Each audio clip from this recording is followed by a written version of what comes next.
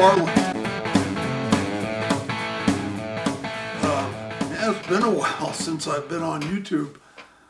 I've been very, very busy building something for my home. And I'll show it to you when I get done with this. I want to talk about the next project, the next big project for Farland.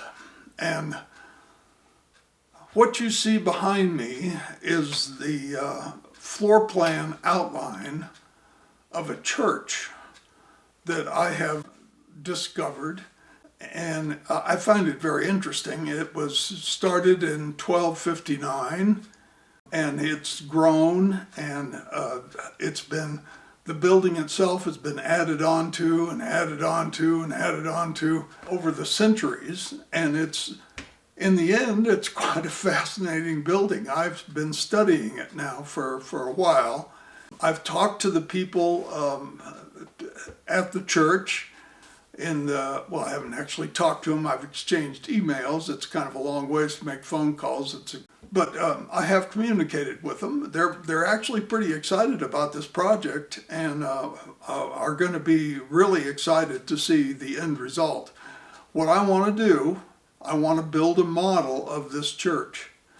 And I have some photographs. Some of them are copyrighted, and I honestly, I've lost track of which ones are and which ones aren't. And if I step on anybody's toes and I have to bring the video down, you'll know why. Because I stepped on somebody's copyright, and I apologize for it. I'm very sorry. I'm not going to monetize this video for that very reason.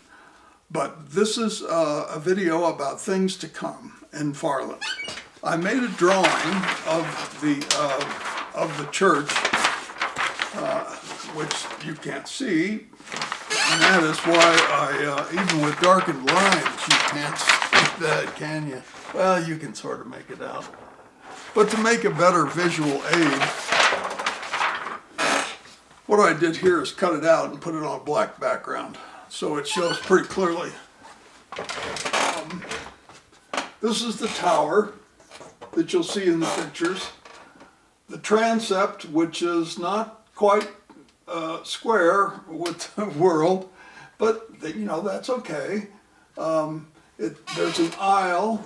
They built an aisle, added an aisle onto it, and then here's the main church. So as near as I can tell, the altar is at this end, although honestly I have not completely got it fixed in my head how this thing lays out. I'm pretty certain about the outside walls because there was an archaeologist who did extensive work on the building, looking at the various kinds of stone and where it came from that went into it. If you like the video, how about giving me a thumbs up? If you're not subscribed, please subscribe and ring the little bell so you'll get a notification if I upload a new video. From his notes, I was able to get most of the dimensions of the floor plan. I also asked the people at the church to go out and take some measurements for me, and those verified that the ones from the archaeologist were correct. I think I have decent dimensions, at least as far as the floor plan of the plan of the building is concerned. I don't have much information on wall thickness, which is not going to be an issue with modeling it. I have some photographs from the side of I think I have one of the doors, but I don't have all the doors. But I do have a number of the windows. And although I'm not going to try to exactly duplicate the windows, I am going to make sure that they are transparent and have color, so that when I light it from inside, we'll have colored stained glass windows. Well, there won't be stained glass, but there'll be they'll be colored acetate, but it'll simulate stained glass. Okay. Here's the tower, transept. This is an entry and an entry, and this is another entry. Somehow or other, I think this is confined to clergy here, that since the altar, I believe, is up here. Now, these little bumps that you see, those are bulkheads to stiffen the structure. I expect over the years that we started getting some buckling, and these bulwarks are there shoring up the wall. There's a big window here, a window here, a window here, a window in the transepts, a window here, a window here, window here, window here, window here. And I do have photographs of some of those windows, and they are large. For windows, in my research, trying to figure out how I was going to do this, I looked in a few places trying to find windows, and believe it or not, on something called Etsy, I found these. These are supposed to be HO scale windows, and it's a single part. I think it must be 3D printed. And I bought some of these to get a look at them. They don't come with any glazing, so that will be a problem. I have, let's see, 4, 6, I have 10 of this style. I'm not completely enamored of these, but they're okay. However, I also found from York Modeling these. There's actually 2 sets in here. This is 2 pieces, so that it sandwiches the glazing. And these York models come with colored acetate glazing. I think it's been printed on there. I'm not sure how they did that. It's the color is not very dense, but I think it'll be all right. I have some other ones of this style, this type, in my church and in my chapel. No, I'm not obsessed with churches. I'm only interested in this really due to the building aspects of it, not so much the church that started in 1259. The name of this church is St. Brioke. I think that's how you pronounce it. I'm not sure.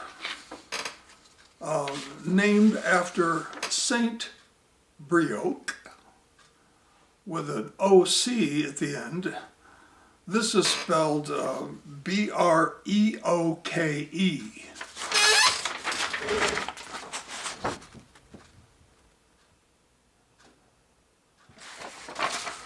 But named after Saint Brioke, spelled I-O-C at the end.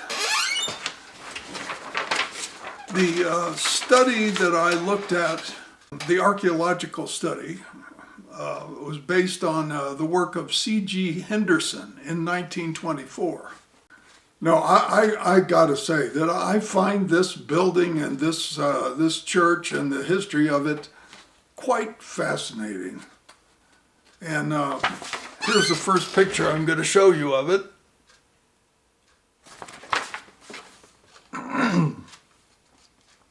It's very hard to see because it's buried in the trees, and there's nowhere in Google Street View to get back from it and at a good angle to see it. I mean, I've looked at it from every angle, and I think I found most all the photographs that are available online. I mean, there may be more out there, but I haven't found them yet.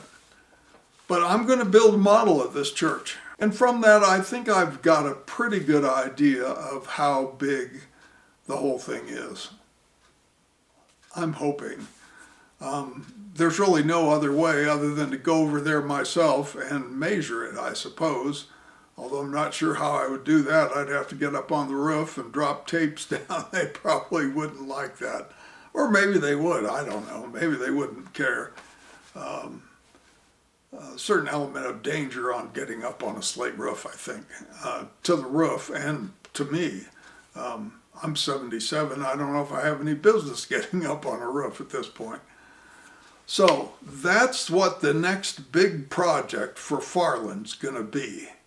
And I'm pretty excited about it. I've been working on it since, I don't know, September probably of earlier this year. And just talking to the folks over there and researching to see what all was online, what's available online. And generally just trying to do the best I can to figure out what it looks like and what I'm going to have to do to model it. The other thing that I want to show you is this project I've been working on. It's a pretty massive bookcase, and here are some photographs. They're in my phone. This one is, I wish I'd have gotten a picture of the wall before I started into it. I'm very pleased with how it turned out. I'm happy.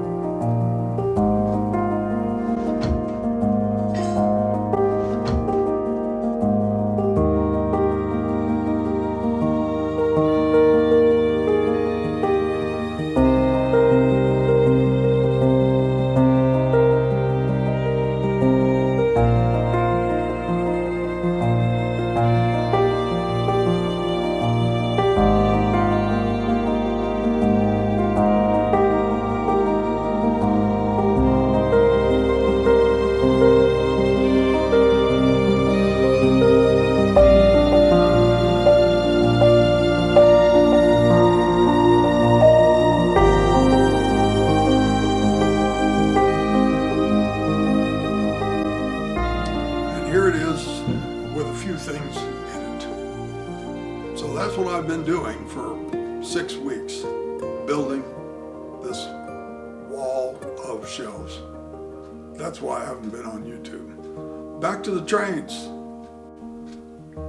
This outline, by the way, is in 00 scale. So that's how big it is. Quite large.